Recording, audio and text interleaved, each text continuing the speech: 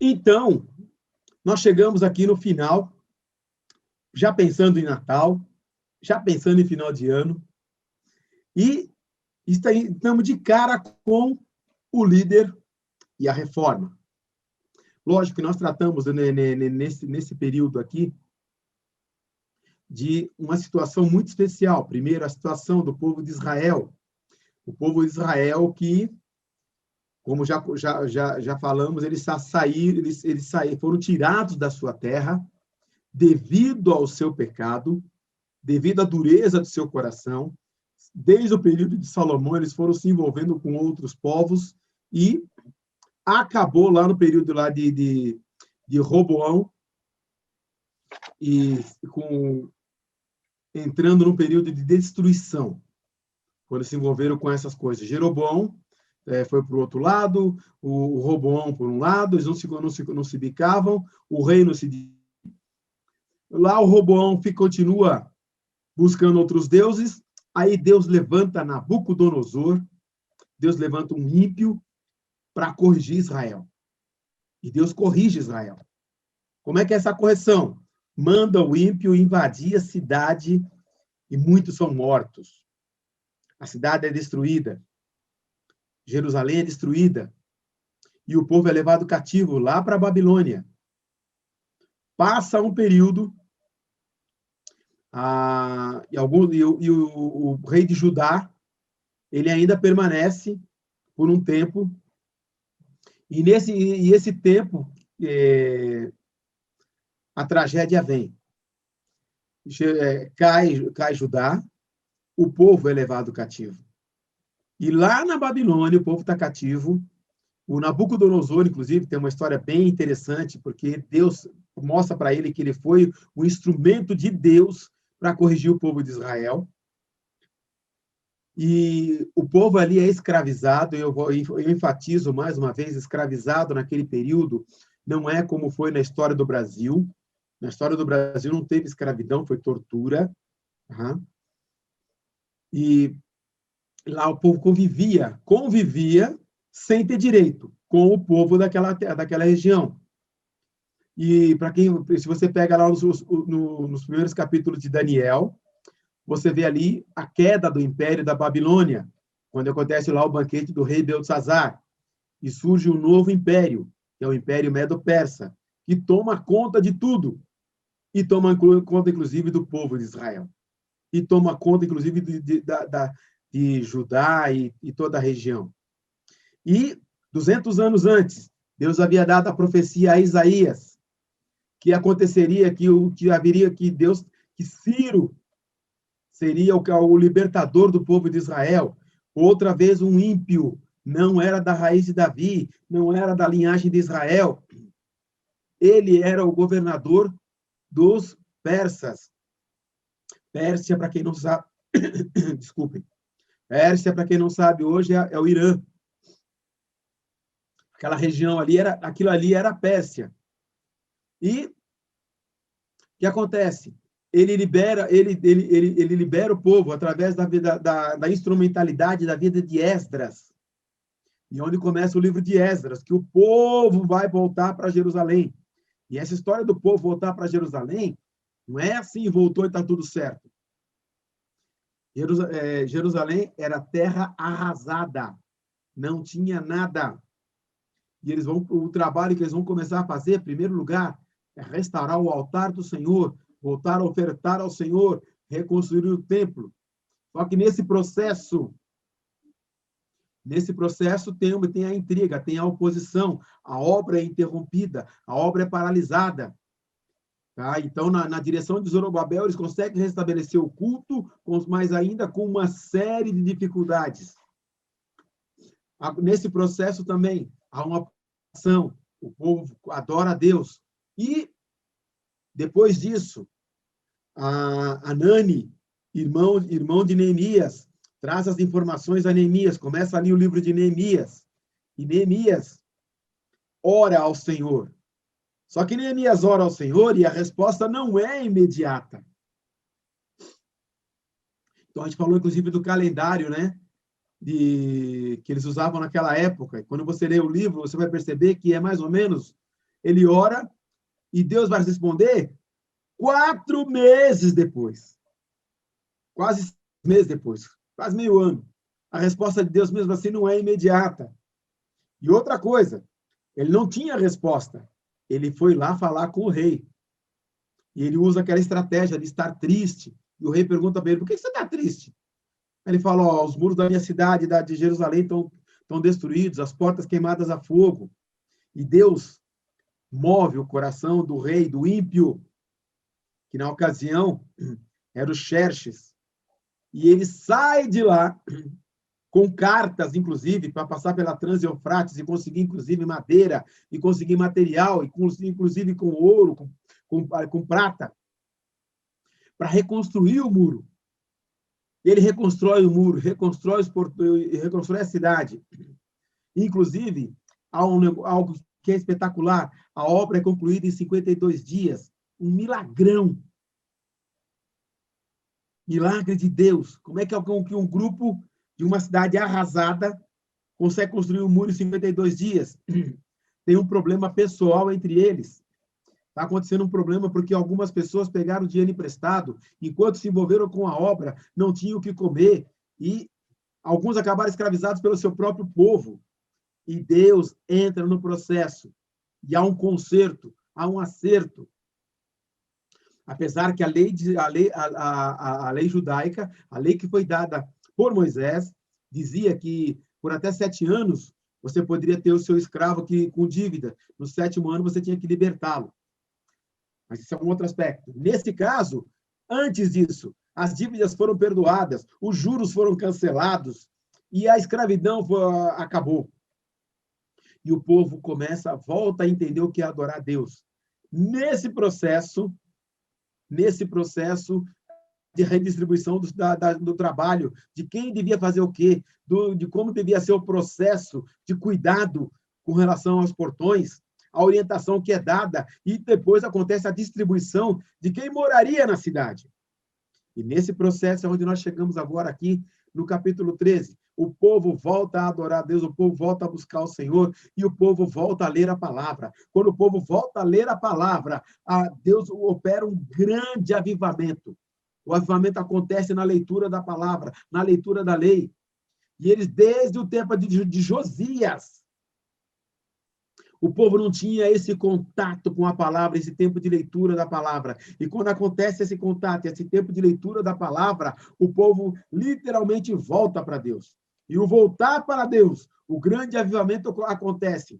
Eu quero dizer para vocês que essa história mostra que o avivamento ele acontece com a palavra.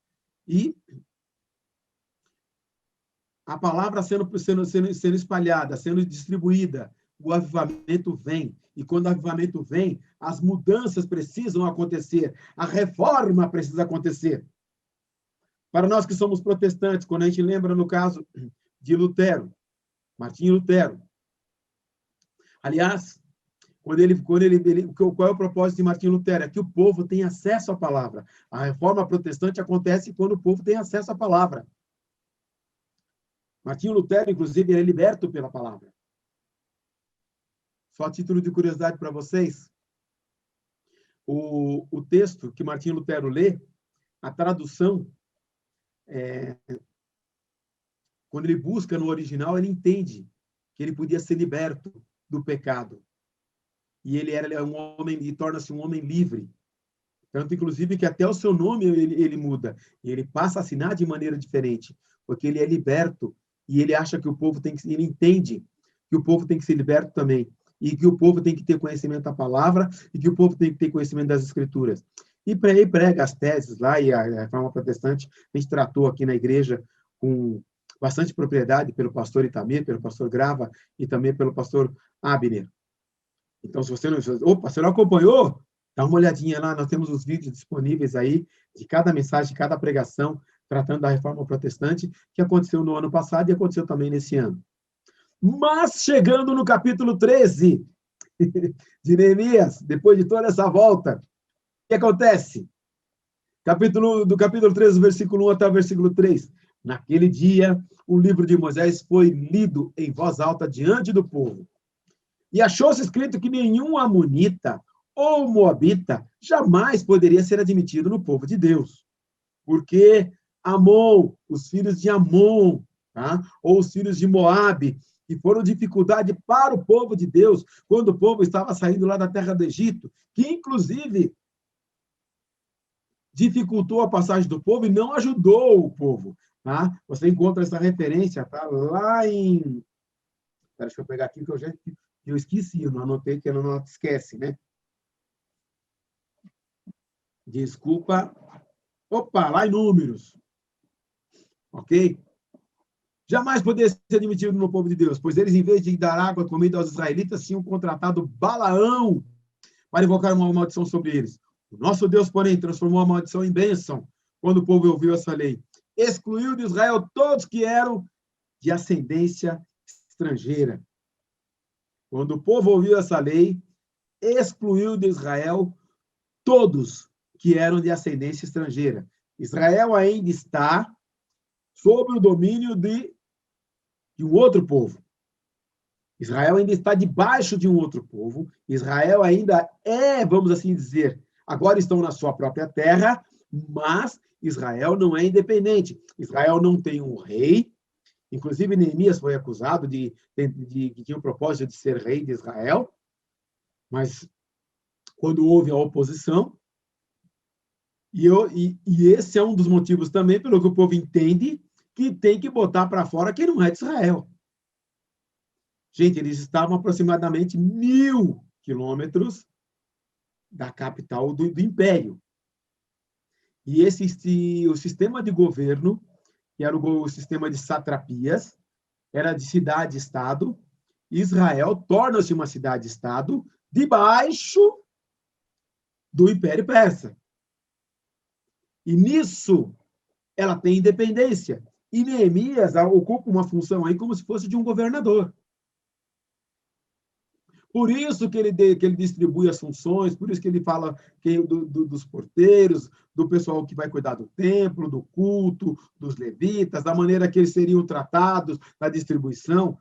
Quando você lê do capítulo 8 até o capítulo 13, você consegue entender isso claramente, que Neemias ele organiza, e é por isso que o grande enfoque aqui é a questão da liderança de Esdras e a liderança de Neemias, que são homens que Deus usa de maneira fantástica na história do povo de Israel.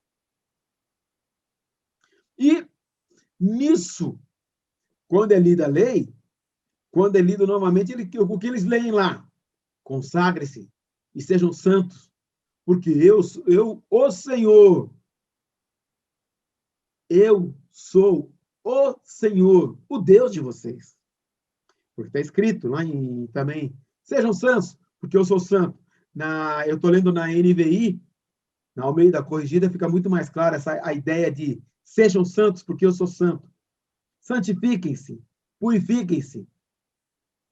A ideia de purificar-se, a ideia de santificar-se, ela vem, gente, desde lá é bem antiga. Eu não sei se vocês se lembram, quando Jacó ele está deixando aquela terra e está indo para Betel, ele fala para os seus filhos, purifiquem-se, troquem de roupa. E desde lá, para chegar-se diante de Deus, é necessário ser purificado. E quando você lê a palavra, quando você está diante da palavra, quando você lê a Bíblia, você vê que para chegar diante de Deus, a primeira coisa que tem que fazer é deixar o pecado.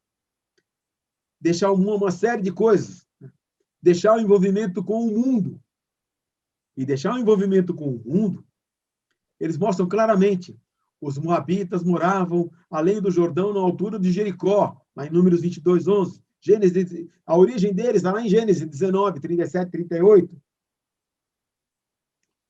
E o Baraque foi moabita. Quem é esse personagem Baraque? O Baraque é aquele que dificulta a história do povo de Israel. Mas o mais interessante aqui, gente, é que Moabita é um povo que resistiu a Israel, é um povo que dificultou a Israel, é um povo que criou trabalho para Israel, deu trabalho para Israel. E sabe o que acontece? Ele não tem parte com o povo de Israel. Betão, você quer dizer que está acontecendo uma exclusão aí, e está acontecendo aí um processo de racismo? Presta bem atenção, hoje em dia, esse negócio está muito pesado, essa história de racismo, tudo é racismo. Eu tenho uma dificuldade danada com isso. Porque o Brasil entrou nessa história, a mídia entrou nessa história, o mundo entrou nessa história. Um bandido pode matar você, mas se você o matar, ou a polícia matar o cara, é racismo. Peraí, gente, um bom senso. Tá? Ah, a coisa está preta. Opa, não pode falar mais isso. A coisa está negra, não pode falar isso. Eu não estou discutindo, não quero discutir racismo. Eu quero discutir bom senso. Os moabitas não tinham parte com Israel. Então, eles estão fora do processo? Estão fora do processo. Nesse momento, estão. Israel está se identificando como nação, mas é a nação que representa Deus. E, nesse momento, para a atividade de adoração a Deus, são aqueles que foram separados como povo de Deus. Há depois um processo no qual esse povo pode ser incluído? Sim. Eles podem ser prosélitos? Podem. E depois abre-se o parênteses da graça, quando vem Jesus. E todo aquele que invocar o nome do Senhor será salvo. Mas Israel tem que, em primeiro lugar, se separar para anunciar e para mostrar ao mundo quem é essa nação e quem é esse Deus que eles servem. Deus agora está restaurando Israel. E quando você aceita Jesus, você passa a ser co-herdeiro de Deus com Cristo. E você torna-se Israel espiritual de Deus. O ensino aqui, gente, é de que, quando volta para a palavra, você se afasta do pecado, você se afasta daquelas companhias que não servem a Deus. Porque as companhias que envolvem os povos, que estiveram junto com Israel, levaram Israel à prostituição, à idolatria. Começa lá com Salomão. Mas desde já de números, é evidente como a interferência de outros povos atrapalhou a história de Israel. Não socorreram a Israel com pão e água quando saía do Egito, lá em Deuteronômio 23, 3, 5, ou seja, quando Israel estava saindo. Não teve piedade, não. Era um povo escravo, saindo da escravidão, fugindo do Egito, e encontrou o quê? Resistência. Não ajuda, não. Ele não vai passar por aqui, não. Houve situações como essa. E quando você deixa o pecado, gente, quando você está deixando o mundo, gente, quando eu estou dizendo o mundo, é todo envolvimento com essa estrutura mundo na qual Cristo não está inserido. E nessa estrutura na qual Cristo não está inserido, está o racismo. Por isso que eu citei. Racismo não é de Deus. Aliás, racismo, quem vem falar em racismo, está falando justamente porque não conhece a Deus. Quem é que está falando agora de racismo com tanta veemência? A mídia que não conhece a Jesus, que não conhece a Deus e que não aceita a Deus. E que usa desse expediente não é para juntar o povo, não é para ter compaixão, não. Eles querem dividir mesmo. E querem ser polêmicos. Porque têm o coração mau e não conhecem a Deus. Porque se conhecessem a Deus, entenderiam que é muito claro, amarás o teu próximo como a ti mesmo. Independente da cor da pele, independente da origem, independente da raça. Betão, mas você acabou de falar que aqui os moabitas foram excluídos. Sim. Deus agora está tratando com esse povo. Deus tratou com o seu próprio povo. Deus tratou com Israel. E é o momento, inclusive, agora, de tratar os amonitas e os moabitas. Mas eles ficaram todo esse tempo ali, morando ali perto, todo esse tempo. Mas agora é o momento no qual eles são tratados. Como a gente já comentou lá no começo, né? E falou, inclusive, dos reis, tá? E quando você vê o que escreve Amós, eles todos são afastados de Deus. De norte a sul, de leste a oeste, tem uma lição que nós tratamos justamente disso, a segunda lição do livro de Esdras. Isso fica muito claro. Por que que Deus tem que tratar esse povo e não deixa ele se misturar com Israel? Quando você lê isso e quando você entende isso, tá? A raça de Israel, agora ela é separada para quê? Para se purificar. Com esse propósito. De abandonar a idolatria, abandonar o envolvimento com outros deuses. Percebeu que eu fiz uma... Está muito perto, mas eu dividi essa história de racismo e separação para a espiritualidade.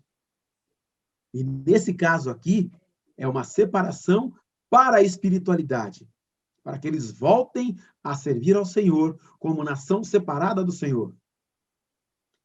E qualquer outra nação ou povo que esteja no meio de Israel é tirado nesse momento.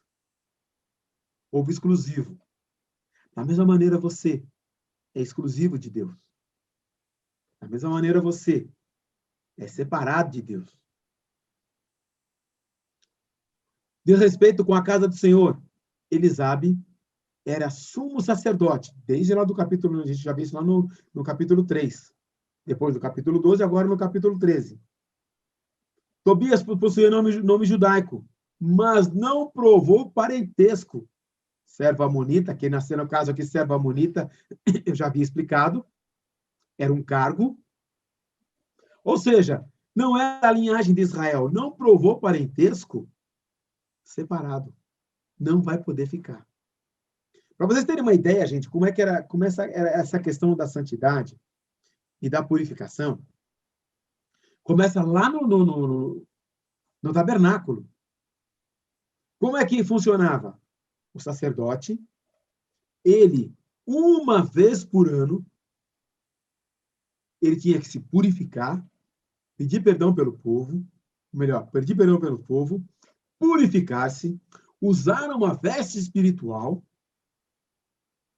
para entrar no Santo do Santo. E quando ele entrava no Santo do Santo, dizem a tradição que ele entrava com uma corda amarrada no pé. Porque se ele tivesse em pecado, ele morreria lá dentro. No Santo dos Santos, ele entrava uma vez por ano só. Com roupas especiais, com vestes especiais. Ele tinha que já ter pedido perdão pelo pecado do povo, ter se purificado, aí ele entrava. Para você entender que Deus é santo, Deus é puro, e Deus não se mistura com o pecado. A única coisa que separa o homem de Deus, a única coisa que distancia o homem de Deus, chama-se pecado. E para não ter problema de linhagem que não fosse de Israel, para você ter uma ideia, o templo, ele tinha o pátio, onde em volta ali todo mundo ficava. Havia alguns degraus. E nesses degraus, alguns deles, só israelita puro andava. Meio judeu, samaritano, não pisava ali. Então, havia alguns patamares. Povo do lado de fora, entrava até ali chegava até ali no pátio. Quando o primeiro degrau, alguns andavam. No outro degrau, só judeu puro. Só judeu puro. Santo dos Santos, só o sacerdote, uma vez por ano, purificado, com roupas especiais, purificado, uma roupa exclusiva para aquele.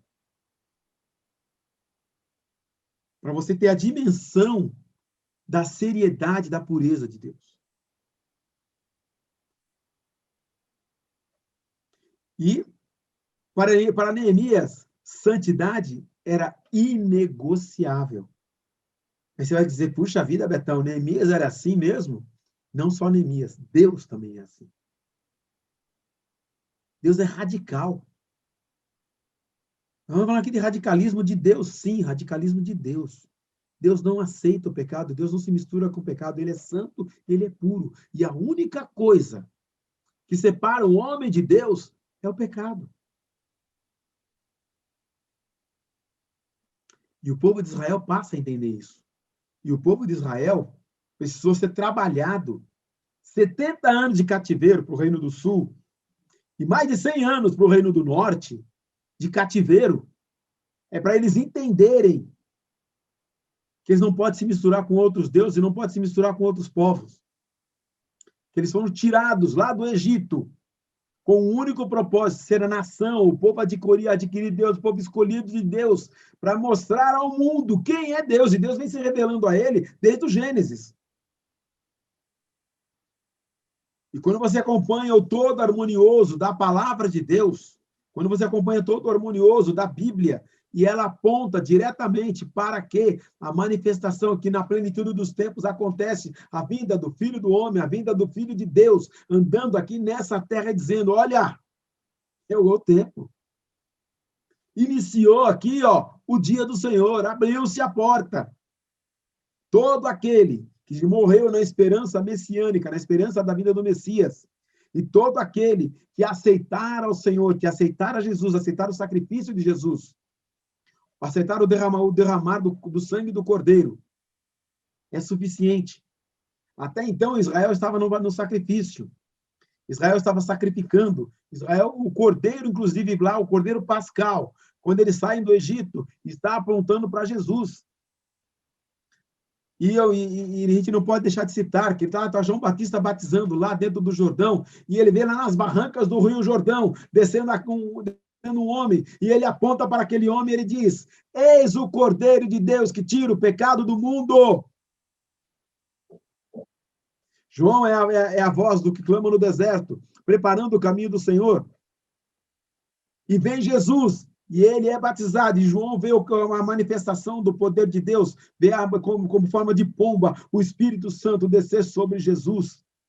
E ouve aquela voz do céu, esse é meu filho amado, em quem tenho alegria, em quem me comprazo. E a partir daí, ele vem pregando para o judeu. Inclusive, lembra aquela mulher que Jesus fala, olha, eu vim primeiro para os judeus. Ela falou, não, mas até os cachorros comem das migalhas que caem da mesa.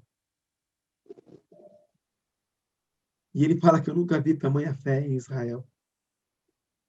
E é maravilhoso ver a maneira que Jesus acolhe, e aí o evangelho é pregado a todos.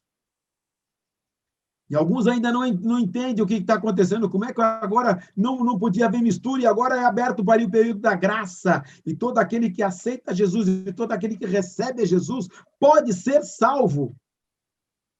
E ele levanta Paulo para falar aos gentios, para falar a todo o povo. E então eles entendem que tinha que falar a todo o povo. Inclusive, Pedro tem aquela visão maravilhosa do lençol descendo com os animais, e o evangelho é para todos. E nós, quando aceitamos Jesus, tornamos-nos Israel espiritual de Deus, com a mesma prerrogativa de santidade, com a mesma prerrogativa de ser povo adquirido, nação santa, com a mesma prerrogativa de estar, agora ele é um patamar muito mais elevado, fomos tirados das trevas e transportados para o reino do Filho do seu amor, e agora estamos ali no mesmo nível, co-herdeiros de Deus, junto com Jesus, acima de todo principado, potestade e poder, junto com o Rei.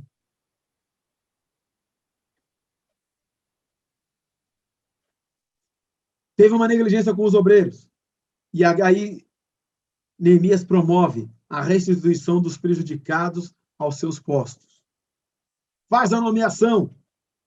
Aliás, eu gostaria de ler com vocês. Abre lá em Neemias, só para a gente pontuar.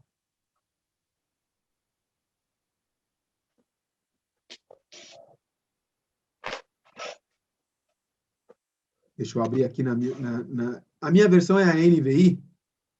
Tá? Se você tiver uma versão diferente, tenha só um pouco de paciência comigo. Mas o conteúdo ele é muito claro. Eu vou ler do versículo 10. Também fiquei sabendo que os levitas não tinham recebido a parte de que lhe era devida, e que todos os levitas e cantores responsáveis pelo culto haviam voltado para suas próprias terras. Olha o que estava acontecendo. Mas peraí, esse povo de Deus não sabia que tinha que os levitas não tinham terra, não tinham herança, e que eles comeriam o que o povo trouxesse, porque o trabalho deles era o dia inteiro no sacrifício, no louvor, na adoração. Eles não sabiam que eles tinham que cuidar do templo. E é por isso que desde lá do Velho Testamento, e o fogo arderá continuamente no altar e não se apagará. E alguém tinha que fazer essa manutenção. O povo de Israel não entendia do mesmo jeito que muita gente não entende hoje. Muita gente não entende hoje que os obreiros são dignos do salário.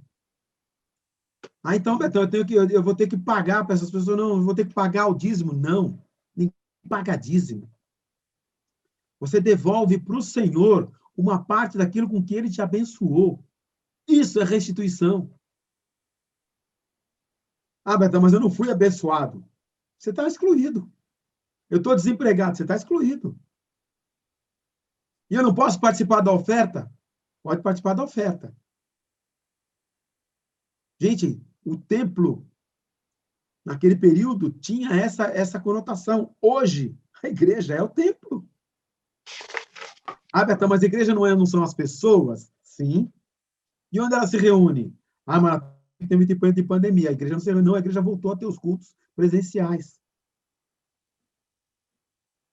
E tem uma equipe ministerial, que o trabalho deles é cuidar do povo, é pregar a palavra, é anunciar a palavra. E eles vivem da devolução daqueles que já conhecem a Deus, que foram abençoados. E Deus é tão maravilhoso que ele instituiu o dízimo. O que é dízimo? 10% daquilo com que Deus te abençoou. Então ninguém nunca vai poder dar mais que o outro, independente do salário ou da colheita que tenha. Porque o limite é 10. Ah, mas o cara é bilionário, 10%. Mas ele ganha menos que o salário mínimo, 10%. E aqui o povo de Israel tinha esquecido disso, e acontece a cobrança aqui. Aí, chegamos no versículo 11. Por isso repreendi os oficiais e lhes perguntei, por que essa negligência com o templo de Deus? Então convoquei os levitas e cantores e os coloquei em seus postos.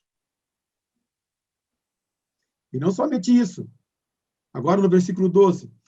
E todo o povo de Judá trouxe os dízimos do trigo, do vinho novo e do azeite aos depósitos.